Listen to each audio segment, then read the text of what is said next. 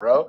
Oh, bitching, bro. All right, cool. So, school. You grew up in Georgia. So you look at what part of Georgia are you from?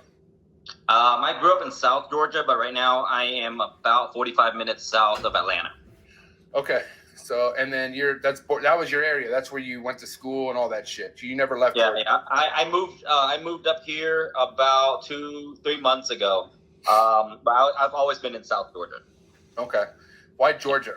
I mean, other than your family, but like what? I mean, what's up with Georgia? I mean, I've heard it's beautiful and stuff, but I also heard it's fucking the humidity's ridiculous and you have the biggest bugs and shit. But why do you kick it in Georgia? What is it that you like about Georgia? All right, so my family moved up here in 2001, and then so I just grew up here, went to school here, went to college here, bred snakes here, got a good community of snake people here. Nice. I want to say we have the best snake community in the States, just with the crew we have around here. And my parents moved back to Florida. My brother went back to Florida. Everyone moved back to Florida. I stayed up here. My wife's family's here. She was born and raised here in Georgia. So we decided to stay here. We have kids here. I'm just going to throw them at her parents' house and let them babysit. No, the crew here is great, man. The Georgia crew, and I wish every single state had this. It makes it so much easier for new breeders. Like, honestly. Is this the crew? Yeah, they're a crew. There you go. Just a crew. All right. I figured that was the crew. This is my boy right here, right there, the homie Matt. I will talk about him in a minute, probably later. Oh, you got the homie Matt Hours. The reason why I was like, man, because Matt doesn't really have he doesn't fucking. He likes a lot of people, but you know who his boys were or who he like really fucks with, and I could tell you and him were tight. You know what I mean? And Matt Matt brought me in. Like, I have one of his beautiful Burmeses that he's bred, his hypos and shit that's ready to breed this year. And the dude's just fucking I wish I lived close to this dude because I'd probably be sitting somewhere, maybe a couple rows back, but I'd probably be sitting right there, chilling with you guys and shit. But fucking, let's talk more about the community, man. Let's talk about your crew if you don't mind. Yeah, so we have a good community here. We do shows together. After a show, we all go out to dinner. There's going to be like 50 of us having dinner together. Thanksgiving's coming up. I do Thanksgiving in my house every year. That Sunday, everyone comes out, all the breeders, and then everybody brings some food, and we have Thanksgiving together and look at snakes. So it's a good community, man. And I wish the other states had it, because when new people start breeding, I think one of the worst things that can happen to a new breeder is getting tied up with the wrong people, negative people, stuff like that. But when you have all these breeders giving you good advice and helping you out and showing you how good of a community it is, it's so much easier to stay in it and keep doing it, Yeah, it's all based on who you surround yourself with, right? And if you're around experienced, positive, like grounded people in something that you're doing, like, you're not going to really experience any of that drama. You're not going to experience, like, obviously your own drama, like shit's going to die, shit's going to escape, yada, yada, yada. But like, they're going to be there to kind of give you that, just that fucking support that you can't really get, I will say, because of Instagram, because of this hobby and how the social media platform is now, you can get that kind of support. It's just not hands-on. It's not right there. You know what I mean? Because I'm sure like, let's take it back a little bit. How long have you been breeding snakes? How long has Bob's Balls been an actual brand? So I bred my first set of ball pythons in 2009, 8 or 9. And then I started just like back when no one else had a Facebook page, right? Like a business page. Right. We started our business Facebook page in 2011. I think it was 11 or 12. I graduated college in 11, so that sounds right. Well, I can't go back and look anymore because Facebook kind of disabled my business page. Why is that? Apparently, when you sell animals, and let me give a shout out to Full Throttle, since she keeps whining about me. Yeah, I got YouTube. Wait. Yeah, Alyssa. She's a YouTube celebrity, so I gotta give her shout out. Boom. Yeah. But she's hot. She's getting her shit's blowing up right now.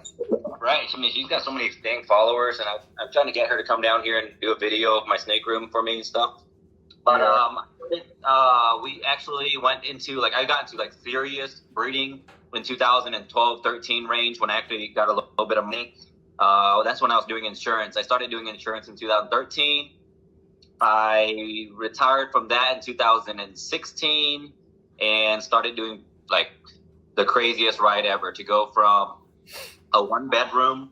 Like I had a 1-bedroom where I would I'd have like 3 racks in there, right? And you take girls over and you're like, hey, you want to come check out my snakes?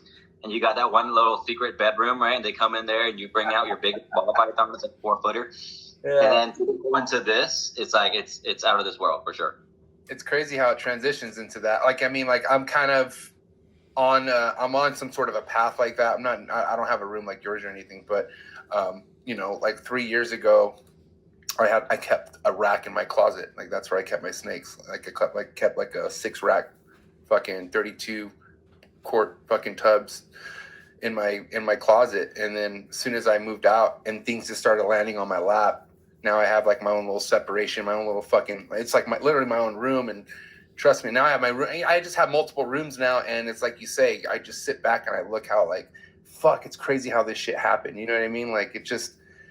Things just like, I don't know. I feel like when you really have a niche for something in life and you're really meant to do something, things just happen to like fucking just, you know what I mean? Because let's be honest, Bob, I guarantee there's a lot of things that just happen to go your way and you're like, fuck, this is like, I'm getting really good momentum. What am I going to do? Like, you're just, obviously it's like, hey, just keep going down the path. And it's like, boom, boom, boom, boom, boom. That's how it's been for me, man. I'm blessed. I'm super blessed.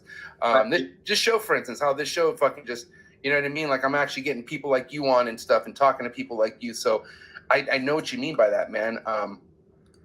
But what made you want to turn this into a business? Like who was your influence? Like who were the people or who was the person that made you be like, fuck, I could actually put these 2 snakes together and actually do more of it and, you know, give you that mentality of expansion? Right. So in 2000, and this is a guy that's not mentioned very often, and I feel like he should be mentioned more because he's kind of one of the original guys. Where I was at a Repticon. Oh, yo, Albie Show for sure. I was at actually when I was 17, I went to Albie Show's house. I actually drove to Atlanta and Googled reptile shops near me, and I went to Albie Show's house, and he sold me a leopard gecko. Okay, 1 leopard gecko for $75. And I was looking at his house, and he welcomed me in. He said, come on in. He was showing me all these ball python morphs. He showed me the first piebald I ever seen in my life on yellow bellies and all this stuff. What year was this? What year was this when he was showing you all this stuff? Let me see. I was 17, so holy shit. This was 2006, 7, right? Something like that. 2006, I'd say. Because I was in high school, right? So I was like, so I left Albie's house thinking, holy shit, this guy, all he does is breed snakes and sit at home and hangs out. That's his breed. This is amazing. So in 2009, I went to a Repticon. Oh my God. So Adam Chelsea, he doesn't get a recognition enough, I feel like anyways. So I went to his table and he was showing me a pewter ball python, pastel cinnamon, right? He was showing me this pewter and he was explaining to me, marketing and selling. He was like, if you bred this pewter to this, you'll make a bunch of cinnamon, some pastels, some pewters. And he was telling me, he's like, this is going to sell for $500 all day. And I was thinking in my head, I'm like, dude, this guy knows what he's talking about. And I asked Adam, I was like, so what do you do for a living? Because he was at the show. And he's like, that's all I do. I sell snakes.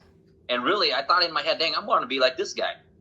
And in 2016, well, early 16, late 15, I did a Repticon with my buddy Phil McCormick. And I was vending the show, and I come back from the show, and Mary, at the time, my girlfriend Mary, now my wife, we're sitting down talking, and she's like, how much money did you make? And I said, I had a really good show. I did $6,000 at the show. And she goes, you made $6,000 this weekend? I said, well, that was Saturday. Like, all right, this is Saturday night. And she goes, if you made $6,000 this weekend, and you have a meeting on Monday that you're dreading, because I was dreading talking to my boss every Monday. And I had a meeting I was dreading, and she goes, you made $6,000 this Saturday, and you're dreading a meeting. Why? And I was like, I really didn't understand it. Literally that coming Monday, I went in and told them I'm quitting and I'm going to be a full-time snake breeder. And they lost their minds because I was a very good agent. I was a very good salesman. And they were like, "You're gonna do what?" And I was explaining to them genetics and all this. I'm like, "Well, I'm gonna breed snakes for a living." And after that show, Mary was like, if you focus 100% of your time on this instead of going to do insurance 80 hours a week, you would be way more successful." So in 16, I quit my job. We focused on expanding. I went from using 2 of our bedrooms for snakes, and then we went to build a snake room behind my house. I went with a 12 by 40 wooden room. And I was like, 12 by 40 is a ton of space. You're never going to fill 12 by 40. So within about 8 months, I filled up the 12 by 40, and I told her, "I need more room. I just need another building." And she was like, "We're not pulling in another shed. That's outrageous." So Mary, you said, right? Mary's her name? name? Yeah. What does your wife do for a living? She's a nurse. She has a real job. Player, but still, bro, like honestly, I'm gonna tell you right now, bro, god damn it, the girl I'm with has her own job, makes her own fucking money, and she told me from the get-go. I remember there was nights I couldn't sleep, and the ball pythons is what got me out of a fucking life of just toxic, of like partying and shit. And I was going down a bad route. So when all that left, I would just stay up fucking just staring over ball pythons, but I would just be fucking sulking over $400 or $500 snakes, because I'm like, I'm never gonna drop money on that snake, like in my head, you know. And she would just wake up and be like, "Yo, what are you looking at?" And I'm like, I wish I could get this, you know. She's like, "Well, do you want me to buy it for you, or do you just don't want to buy it?" And I told her, I was like, that's just a lot of money to drop. And she's like, "Well, what's stopping you?" And she basically told me, she's like, "Just live your fucking life. If that's what you want to do, just do it. Don't, you know."